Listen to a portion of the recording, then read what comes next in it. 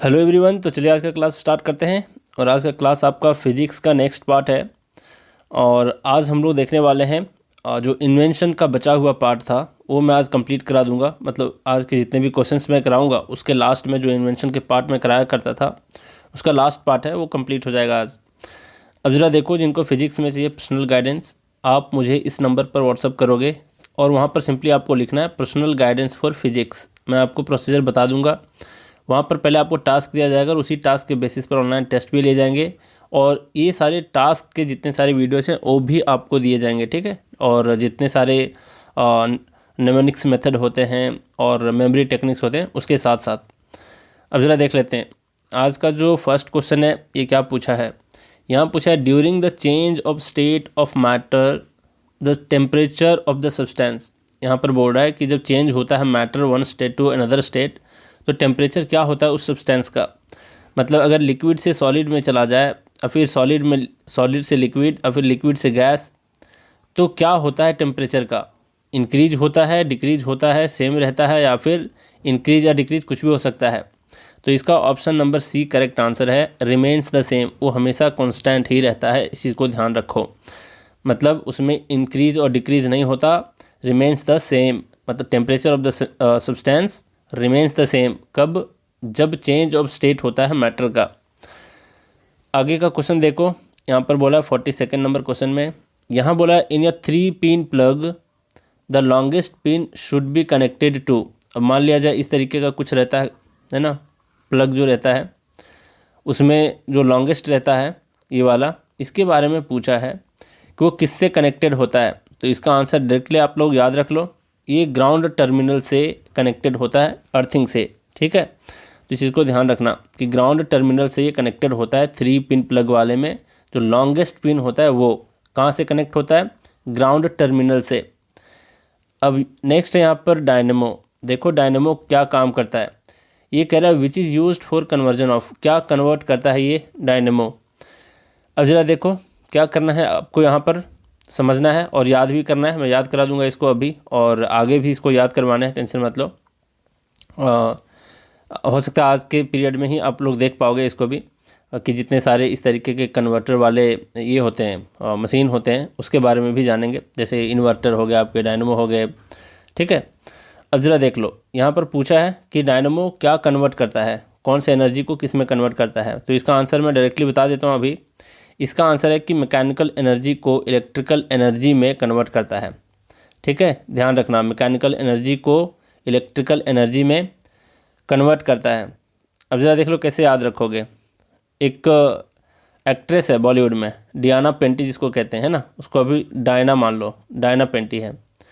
अब मैं क्लास में गया और बच्चों से पूछा, छोटे छोटे बच्चों से, कि किसी ने डियाना पेंटी को देखा है, फिर डायना को देखा है। तो हर बच्चा कहता है मी सर, मी सर, मी सर, है ना, मतलब मैंने देखा है, मैंने देखा है, ऐसे करके। तो यहाँ पर मी से क्या आपको ध्यान रखना है कि मैकेनिकल से इलेक्ट्रिकल एनर्जी में कन्वर्ट करता है कौन, डायनेमो, नहीं भूलोगे। और जो इलेक्ट्रिकल से मैकेनिकल में कन्वर्ट करता है वो कौन सा होता है, तो वो होता है इलेक्ट्रिक मोटर, इलेक्ट्रिक मोटर, ठीक है। अब इलेक्ट्रिक मोटर को अगर हम शॉर्ट में लिखेंगे ईएम ही लिखेंगे, और फिर कई बार इलेक्ट्रिक मोटर ना दे करके सिंपली मोटर दिया रहेगा तो भी समझ लेना आपकी इलेक्ट्रिक मोटर के बारे में ही बता रहा है। तो इलेक्ट्रिकल मोटर को अगर हम शॉर्ट में ईएम लिखते हैं, मतलब क्या, इलेक्ट्रिकल एनर्जी को कन्वर्ट करता है मैकेनिकल एनर्जी में, ठीक है। तो ये डायनेमो और आपका इलेक्ट्रिक मोटर में यही कन्फ्यूजन होता है जो आज के बाद आपको नहीं होना चाहिए। यहाँ डायनेमो से डायना याद रहेगा, डायना को किसने देखा है, सब बच्चे कहते हैं सर मी सर, मी सर, है ना, मतलब मैकेनिकल से इलेक्ट्रिकल को कन्वर्ट करता है। और यहाँ पर है कि इलेक्ट्रिकल को मैकेनिकल में कन्वर्ट करता है कौन, इलेक्ट्रिक मोटर, जिसका शॉर्ट ही है ईएम। याद करवा दूंगा हालांकि इसके बाद भी, अभी के लिए फ़िलहाल ध्यान रखो कि डायनेमो किस चीज़ को कन्वर्ट करता है, तो मी, डायनेमो के साथ आपको ध्यान रखना है मी, डायना के साथ याद रखना है मी, ठीक है। मी से मैकेनिकल को कन्वर्ट करता है इलेक्ट्रिकल में। ऑप्शन नंबर डी इसका करेक्ट आंसर है। फिर नेक्स्ट देखो, यहाँ पर एक न्यूमेरिकल दे रखा है। यहाँ पर क्या बोला है, ऐसे न्यूमेरिकल में बता चुका हूँ ऑलरेडी, लेकिन यहाँ पर थोड़ा सा एक एक्स्ट्रा चीज़ ऐड किया है, पैसे कैलकुलेट करने के लिए बोला है। जैसे यहाँ बोला कि 100 वाट का एक इलेक्ट्रिक बल्ब है जो 10 घंटे के लिए यूज्ड हुआ है। कितने घंटे के लिए, 10 घंटे के लिए। What will be the cost of electricity consumed if the consumption cost is 5 rupee per unit. एक यूनिट का बताया है 5 रुपये है यहाँ पर। तो बोला है कि अगर 100 वाट का इलेक्ट्रिक बल्ब है 10 घंटे के लिए चला है तो आपकी बिजली बिल कितने होने वाला है। ठीक है, बिजली बिल कितना होने वाला है और उसका कॉस्ट क्या पड़ेगा। तो मैं आपको बता चुका हूँ पहले भी ऐसा न्यूमेरिकल कि हमेशा ध्यान रखना कि एक यूनिट ऑफ इलेक्ट्रिकल एनर्जी जो होता है वो होता है 1 किलो वाट आवर के बराबर। किसके बराबर?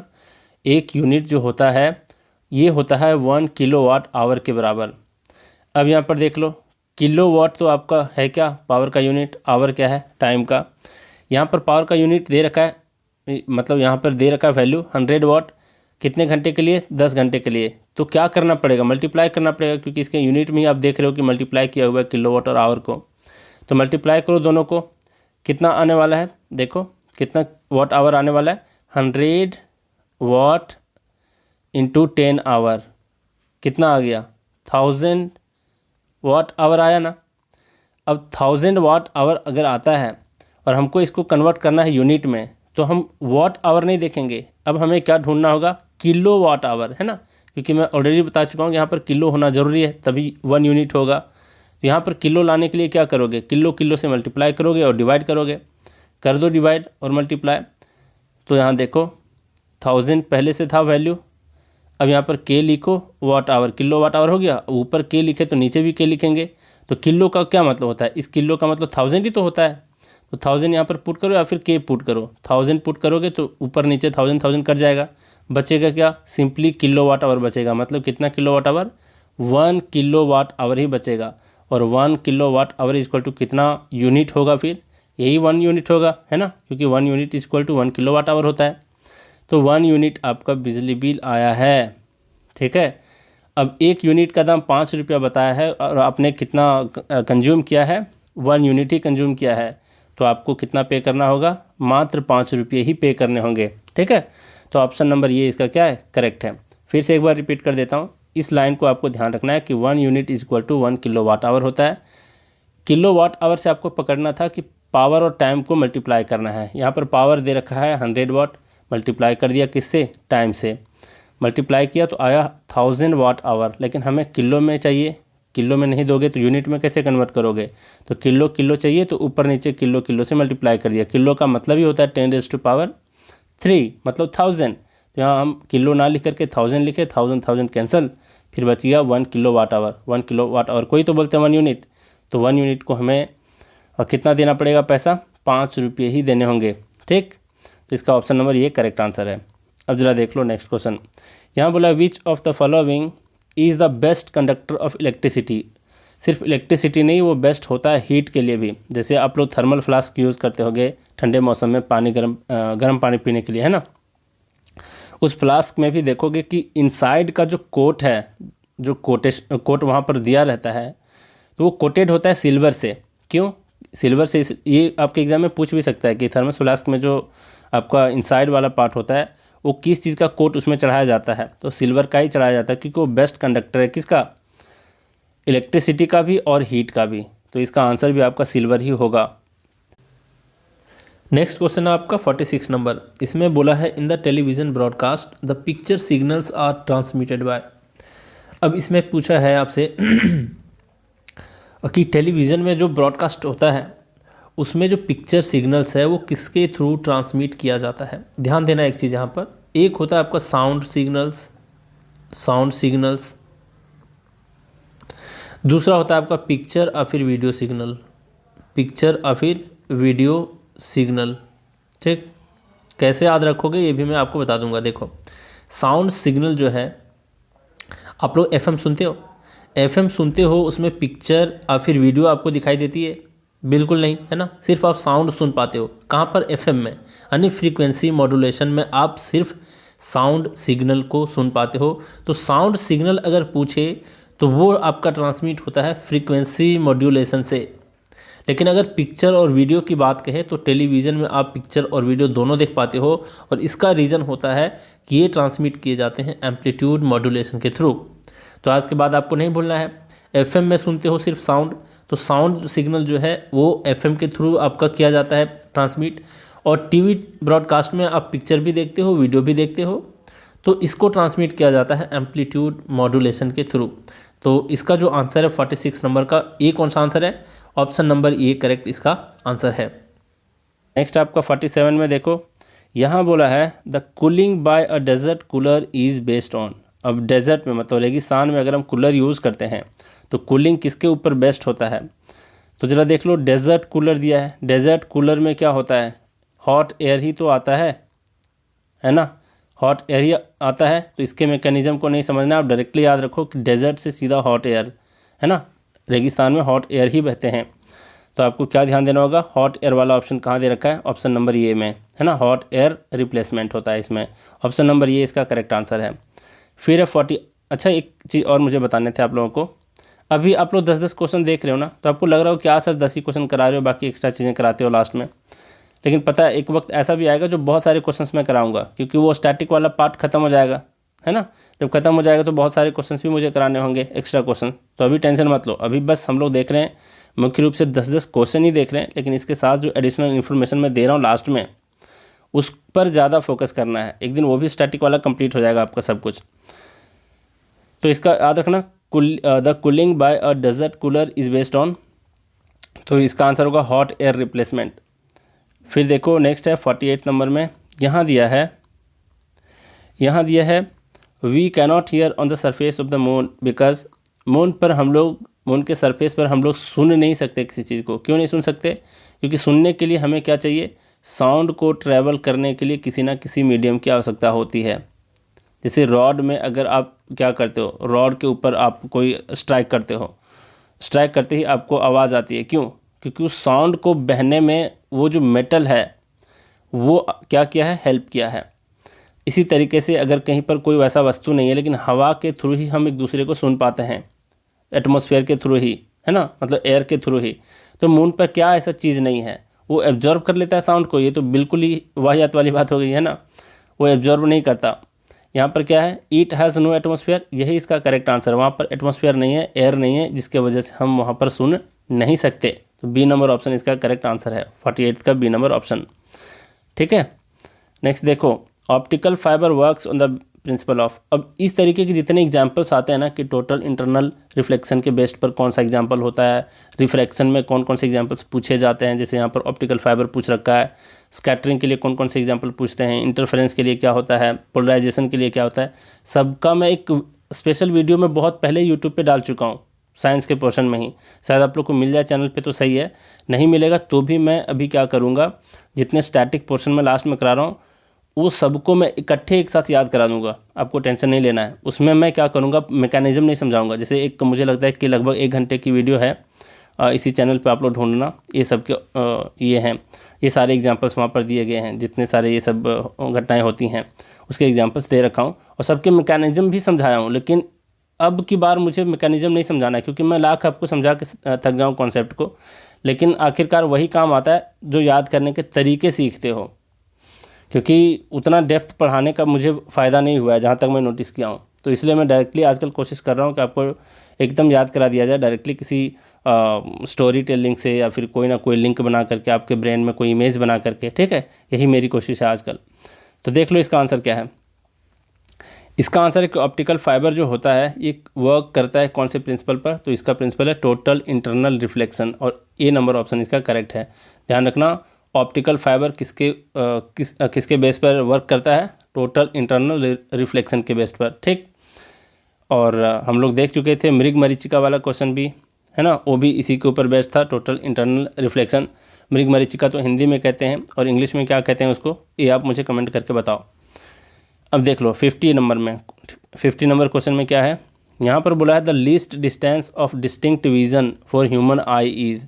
यहाँ पर बोल रहा है कि ह्यूमन आई के लिए, मतलब हमारी आँखों के लिए जो स्पष्ट विजन के लिए कितना लिस्ट डिस्टेंस होना चाहिए। ये आपसे ये पूछा है कि अगर ये आपकी आँख है, ये अगर आपकी आँख है और कोई ऑब्जेक्ट है यहाँ पर, तो आपको स्पष्ट रूप से देखने के लिए इन दोनों के बीच लिस्ट डिस्टेंस कितने होने चाहिए, तो ये होना चाहिए 25 सेंटीमीटर। कई एग्जाम्स में पूछा गया है, बहुत सारे एग्जाम में पूछा गया ये क्वेश्चन। तो आपको ध्यान रखना है कि ऑब्जेक्ट और आपकी आंखों के बीच की दूरी अगर 25 सेंटीमीटर है तो सबसे बेस्ट वाला विजन देता है, डिस्टिंक्ट देता है, स्पष्ट दिखाई देता है। इससे कम अगर डिस्टेंस है तो आपको दिखाई नहीं देगा, और अगर ज़्यादा है तो भी उतना अच्छे से नहीं दिखाई देगा। लेकिन अगर डिस्टिंक्ट विजन चाहिए तो आपका जो लिस्ट डिस्टेंस होना चाहिए वो 25 सेंटीमीटर होना चाहिए। 58 नंबर क्वेश्चन का ऑप्शन नंबर ये करेक्ट है। अब ज़रा देख लो, आज ये आखिरी पार्ट है, सारे इन्वेंशन और डिस्कवरी कंप्लीट हो जाने हैं। आज के बाद इन्वेंशन इन फिजिक्स 4 देखेंगे, कैसे कैसे याद करेंगे देख लो। यहाँ पर है कि स्टील प्रोडक्शन और एक है स्टेनलेस स्टील, दोनों में कन्फ्यूज़न होता है, आज के बाद नहीं होने वाला है। देख लो, यहाँ पर है स्टील प्रोडक्शन को किसने खोजा? बेसेमर ने खोजा। देखो हम लोगों ने इतना तक भी पढ़ा कि बेसेमर प्रोसेस होता क्या है, और ये इंजीनियरिंग का पार्ट था, हम लोग को पढ़ना पड़ता था। स्टील उसका स्टील यही था, स्टील डिज़ाइन एक हम लोग का सब्जेक्ट हुआ करता था, उसमें पढ़ा ये चीज़। तो बेसेमर प्रोसेस के बारे में हम लोग को नहीं जानना है, लेकिन ये बेसेमर प्रोसेस नाम पड़ा है बेसेमर नामक साइंटिस्ट के ऊपर। ये क्या किया? स्टील प्रोडक्शन को इन्वेंट किया। ठीक है, कैसे याद रखोगे देख लो। बेसेमर से ध्यान आपको रखना है बेसमेंट, बेसेमर बेसमेंट है ना। बेसमेंट मतलब क्या? घर के जो ज़मीन के अंदर रहता है एक फ्लोर, तो उसको कहते हैं बेसमेंट। तो आपको ध्यान ये रखना है कि स्टील को कोई प्रोड्यूस कर रहा है, कोई व्यक्ति प्रोड्यूस कर रहा है, मान लो उसका नाम हेनरी है। हेनरी अगर प्रोड्यूस कर रहा है स्टील को, तो वो कहाँ कर रहा है? अपने घर के बेसमेंट में कर रहा है। कहाँ कर रहा है? बेसमेंट में। तो खुद ही अपने आप को इमेजिन कर लो कि मैं स्टील को प्रोड्यूस कर रहा हूँ, बना रहा हूँ। कहाँ पे? अपने घर के बेसमेंट में। तो बेसमेंट से याद रहेगा बेसेमर। स्टील को क्या कर रहे हो? प्रोड्यूस कर रहे हो। तो स्टील प्रोडक्शन को किसने खोजा? बेसेमर ने खोजा। फिर देख लो यहाँ पर स्टेनलेस स्टील है। स्टेनलेस स्टील का मतलब समझो पहले होता क्या है। इसका मतलब कॉन्सेप्ट नहीं बताने जा रहा हूँ, एक तरीका बताने जा रहा हूँ। स्टेनलेस में छुपा हुआ एक वर्ड है स्टेन, और यहाँ पर है लेस। स्टेन का मतलब होता है दाग। क्या होता है? दाग होता है। और लेस का मतलब होता है रहित, मतलब दाग रहित स्टील, है ना। दाग रहित स्टील को किसने खोजा भाई? तो ब्रेयरली ने खोजा। किसने खोजा है? हैरी ब्रेयरली ने खोजा है। ये फर्स्ट वाला नाम नहीं भी याद रखोगे तो भी चलेगा, लास्ट वाला को आपको ध्यान रखना है, क्योंकि लास्ट वाला मुख्य रूप से पूछे जाते हैं। अब देख लो, ब्रेयरली ने खोजा। ब्रेयरली से आपको ध्यान रखना है बरेली। क्या ध्यान रखना है? बरेली। ये बरेली एक जगह का नाम है। कहाँ है भाई? यूपी में है ना। ये हमारे यूपी में है। अब जरा देखो, अब आपको बस दिमाग में ये चीज़ ध्यान देना है कि बरेली में कैसा स्टील मिलता है? दाग रहित स्टील मिलता है, स्टेनलेस स्टील। स्टेन का मतलब दाग और लेस मतलब रहित। तो दाग रहित स्टील कहाँ मिलता है? बरेली में, यूपी के बरेली में, ब्रेयरली। तो स्टेनलेस स्टील को किसने बनाया? हैरी ब्रेयरली ने। सारे क्वेश्चंस भी मैं देने वाला हूं इसके बेस्ट पर, आप बार बार प्रैक्टिस करोगे तो सारी चीज़ें याद कर लोगे, आप टेंशन मत लो। यहाँ पर है टैंक। अब कौन सी टैंक की बात कर रहा है ये आपको ध्यान नहीं देना है, बस ये ध्यान दो कि मैं जो बता रहा हूँ कैसे आपको ध्यान रखना है। टैंक है, ये दूसरा टैंक है हालांकि, और मैं आपको पानी वाला टंकी से इसको कनेक्ट कर रहा हूँ। टैंक मतलब आपके घर के ऊपर भी टैंक है, पानी का टंकी। अगर आप छत को इग्नोर कर दो तो आपको क्या दिखाई देगा? इमेजिन करना है, छत को इग्नोर कर दोगे तो पता चलेगा कि टैंक जो है ना वो कहीं ना कहीं लटक रहा है ना। और उसका वजन तो काफ़ी होता है, टन भर का होता है ना, टन भर का उसका वजन होता है, और वो स्विंग कर रहा होता है, लटक रहा होता है। तो इसी तरीके से आपको क्या करना है? इमेजिन करना है कि टैंक को किसने खोजा? वो स्विंग कर रहा है टैंक आपकी छत पे, जिसका वजन टन भर है, मतलब स्विंग टन। कौन? स्विंग टन, स्विंग कर रहा है, टन भर का वजन है। टैंक को किसने खोजा? स्विंग टन ने। किसने खोजा टैंक को? स्विंगटन ने। स्विंग कर रहा है, टन भर का वजन है टैंक का। अब जरा देख लो, टेलीफोन को किसने खोजा? तो टेलीफोन में फ़ोन है, फ़ोन में तो हम लोग बेल लगाते हैं, है ना, बेल लगाते हैं ना सुबह सुबह उठने के लिए। कहाँ लगाते हैं? फ़ोन में। तो टेलीफोन को किसने खोजा? टेलीफोन को किसने खोजा? ग्राहम बेल ने।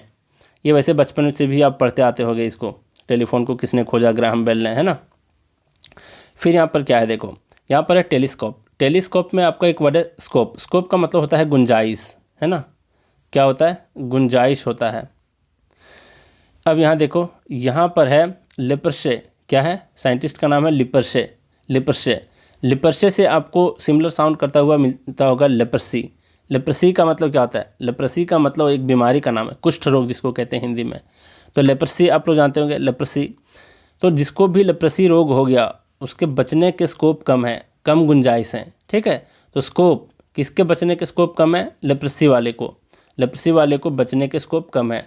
किसके स्कोप कम है? लेप्रसी वालों को, जिसको लेप्रसी हो गया है। तो आपको ध्यान देना है कि टेलीस्कोप, टेलीस्कोप में स्कोप है, गुंजाइश है, कम गुंजाइश में बचने के, किसके? लेप्रसी वालों को। तो ध्यान देना है कि टेलीस्कोप को किसने खोजा? टेलीस्कोप में स्कोप है। टेलीस्कोप किसने बनाया है? तो ये बनाया है लेप्रसे नामक साइंटिस्ट ने, लेप्रसे, ठीक है। फिर आता है टेलीविज़न। टेलीविज़न को किसने खोजा? तो यहाँ पर देख लो, आप इमेजिन करो खुद को, है ना। तो किसी और व्यक्ति को, खुद को यहाँ पर मत करो, किसी और व्यक्ति को करो कि टेलीविज़न कौन देख रहा है। कोई भी एक व्यक्ति है, जॉन नाम का मान लो है, वो व्यक्ति क्या कर रहा है, यहाँ पर है लॉगी बेयर्ड। क्या है? लॉगी बेयर्ड। लॉगी से आपको ध्यान रखना है लुंगी। क्या ध्यान रखना है?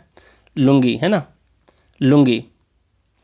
अब यहाँ लुंगी है भाई, और यहाँ पर है बेयर। बेयर का मतलब होता है कपड़े उतारना, है ना, नंगा हो जाना, मतलब कपड़े उतारना। अब वो बंदा क्या कर रहा है? टेलीविज़न देख रहा है, बिल्कुल ही क्या करके? लुंगी खोल करके, है ना, लुंगी खोल करके टेलीविज़न देख रहा है, मतलब लुंगी डांस देख रहा होगा, जो उसमें लुंगी उतार दिया होगा। तो लुंगी डांस कौन देख रहा है? कोई व्यक्ति है जो कहाँ देख रहा है? टेलीविज़न पे देख रहा है, लुंगी डांस देख रहा है, क्या करके? लुंगी उतार करके। तो लॉगी बेयर्ड, लॉगी बेयर्ड, है ना, लुंगी को उतार करके, नग्न होकर के क्या कर रहा है? टेलीविज़न देख रहा है। कुछ भी ऑकवर्ड्स आप इमेजिन कर सकते हो, ताकि आपका दिमाग इमेजिन कर सके, और ऑकवर्ड चीज़ों को ही दिमाग अक्सर याद रखता है। यही साइकोलॉजी है, अगर आप पढ़ोगे डिटेल में दिमाग के बारे में पता चलेगा। अब जरा देखो, टेलीविज़न को किसने बनाया भाई? तो लॉगी बेयर्ड ने, समझ गए। फिर है टेरिलिन। टेरिलिन एक आपका प्लास्टिक टाइप का ही होता है, इसके बारे में डिटेल नहीं जानना, ये आप मटेरियल पढ़ोगे तो पता चलेगा, शायद क्लास 8 में या 6 में दिया हुआ है। अब देख लो, यहाँ पर टेरिलिन, टेरिलिन है। टेरिलिन को किसने खोजा? विनफील्ड ने और डिक्सन ने। किसने खोजा? विनफील्ड ने और डिक्सन ने। कैसे ध्यान रखोगे देख लो, यहाँ पर है तेरे लिए। मान लो आप एक बाप का रोल अदा कर रहे हो, और किसी लड़की को आप क्या कर रहे हो? किसी लड़की को डांट रहे हो, जिसके पीछे आपका बेटा जो है वो पागल है। तो उसको कह रहा है कि, क्या कह रहे हो कि तेरे लिए, टेरिलिन मतलब तेरे लिए, तेरे लिए, है ना, दो शब्द है यहाँ पर, तेरे लिए, टेरिलिन। तेरे लिए मेरा बेटा फील्ड में बैठकर वाइन पी रहा है, और इसलिए वो काफ़ी दिक्कत में है। कौन? मेरा सन, दिक्कत में है मेरा सन, डिक्सन, है ना। टेरिलिन, तेरे लिए, टेरिलिन तेरे लिए वाइन पी रहा है फील्ड में बैठकर मेरा बेटा, इसलिए दिक्कत में है। कौन? सन, ठीक है। तो इस तरीके से आपको ध्यान रखना है कि टेरिलिन, टेरिलिन को किसने बनाया? विनफील्ड ने और डिक्सन ने। फिर आगे देखो, यहाँ पर है थर्मामीटर। थर्मामीटर का तो जानते हो आप लोग कि डिग्री सेल्सियस में भी मेजर करते हैं और फ़ारेनहाइट में भी। तो आज के बाद आपको ध्यान रखना है कि फ़ारेनहाइट नामक साइंटिस्ट ने ही क्या किया है। अच्छा, ये वाला रिलेशन आपको याद है ना, degree Celsius by 5 is equal to F-32/9, ये वाला फार्मूला याद है ना, इस चीज़ को मत भूलना, पहले मैं बता चुका हूँ। तो यही फ़ारेनहाइट वाला जो है, ये साइंटिस्ट जो है वो थर्मामीटर की खोज किया है, ठीक। थर्मामीटर को किसने बनाया? फ़ारेनहाइट नामक साइंटिस्ट ने, मत भूलना आज के बाद।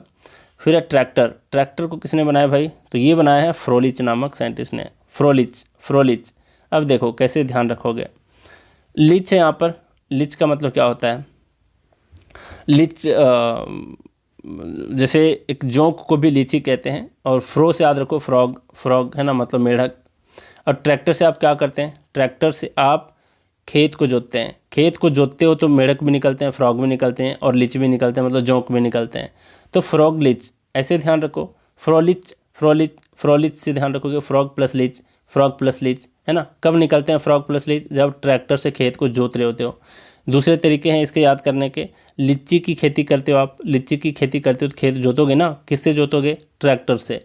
तो ट्रैक्टर से जोतते हो तो मिलता है क्या?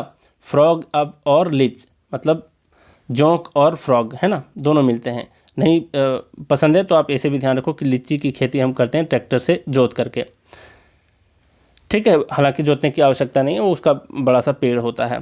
तो इसी को याद रखो कि ट्रैक्टर से अगर खेत को जोतते हैं तो फ्रॉग प्लस लीच दोनों मिलते हैं। अब जरा देखो, तो ध्यान रखोगे कि ट्रैक्टर को किसने खोजा? फ्रोलिच नामक साइंटिस्ट ने खोजा है। अब जरा देखो आगे, देखो ट्रांजिस्टर है, ट्रांजिस्टर है। अब यहाँ पर है बार्डिन और शॉकले, दो साइंटिस्ट हैं जिसने खोजा है ट्रांजिस्टर को। कैसे ध्यान रखोगे? देखो, ट्रांजिस्टर को आप क्या कर रहे हो? बार बार छेड़ रहे हो। क्या कर रहे हो? बार बार छेड़ रहे हो। किसको? ट्रांजिस्टर को। किसको छेड़ रहे हो बार बार? ट्रांजिस्टर को। आप अगर बार बार उसको छेड़ते हो तो आपको शॉक लग जाता है, मतलब झटका लगता है, थोड़ा सा करंट लगता है ना।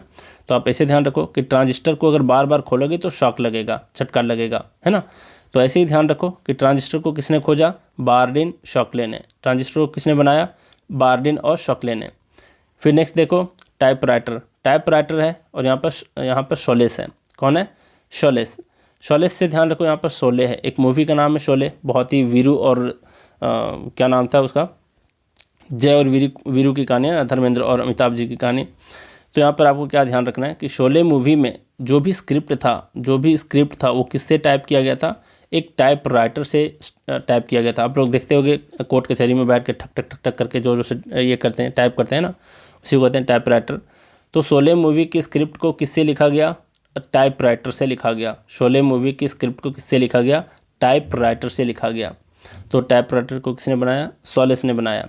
फिर वॉच, वॉच मतलब रिस्ट वॉच, घड़ी है ना, इसको किसने बनाया, तो वॉच को किसने बनाया, तो यहाँ पर दिया है ब्रेगेट नामक साइंटिस्ट ने, ब्रेगेट नामक साइंटिस्ट ने। अब कैसे याद रखोगे, ब्रे से याद रखो बड़े, है ना, ब्रे से याद रखो बड़े, गेट से याद रखो गेस्ट, है ना, बड़े गेस्ट।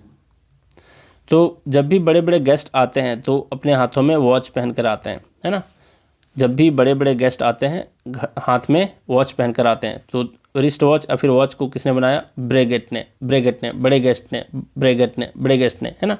नहीं भूलना है, बस इमेजिन करना है चीज़ों को। जैसे मैं टेस्ट दूंगा ना, देखना आप लोग बहुत अच्छे से कर पाओगे। अगर फर्स्ट टाइम नहीं कर पाते हो, सेकंड टाइम देखना, फिर से टेस्ट को लगाना, तुरंत याद हो जाएगा। फिर यहाँ पर जिप फास्टनर, जिप फास्टनर का मतलब आप पैंट में जिप लगाते हो ना, चेन जिसको बोल देते हैं कई लोग, तो जिप को क्या करता है, फास्टनर का मतलब उसको बांध के रखने वाला। तो जीप को बांधने वाला, इसको किसने खोजा, जडसन नामक साइंटिस्ट ने। किसने, जडसन नामक साइंटिस्ट ने। अब इसमें देखो, गौर करो, यहाँ पर है जड़, जड़ से जाड़ा याद रखो, जाड़ा का मौसम है ना, और आपका छोटा सा एक सन है, बेटा है। जाड़े के मौसम में आपका सन क्या करता है, जीप को अच्छे से बांध के रखता है, जीप को अच्छे से लगा के रखता है। तो इस तरीके से जीप फास्टनर को कैसे याद रखोगे, जाड़ा प्लस सन मतलब जडसन, जडसन, है ना। जाड़े के मौसम में आपका सन क्या करता है, जीप को फास्ट करके रखता है, बांध करके रखता है। तो ध्यान रखना, जीप फास्टनर को किसने बनाया, जडसन नामक साइंटिस्ट ने। अच्छा, अभी मैं बताया था कि आपको मैं बताने वाला हूँ कि कैसे याद रखना है किसी चीज़ के बारे में, है ना। डायनमो के बारे में बताया था, हाँ डायनमो के बारे में बताया था। तो कुछ डिवाइसेस के बारे में मैं अगली वीडियो में हो सकता है ये चीज़ आने वाला है आपके समक्ष, और कि कौन किसको कन्वर्ट करता है, ठीक है। सब कुछ बता दूंगा, आप टेंशन मत लो। साइंस के जितने भी स्टैटिक पोर्शन है मैं ऐसे ही मेमोरी टेक्निक के थ्रू आपको याद करवा दूंगा, और आप बिल्कुल गलत नहीं करोगे। और टेस्ट की इतने प्रैक्टिस करने हैं कि आप टेंशन मत लो, बहुत जल्दी सीख जाओगे, ठीक है। तो चलिए, आज भी बहुत कुछ सीखे, तो आज का क्लास यहीं रैप अप करते हैं। Thank you very much.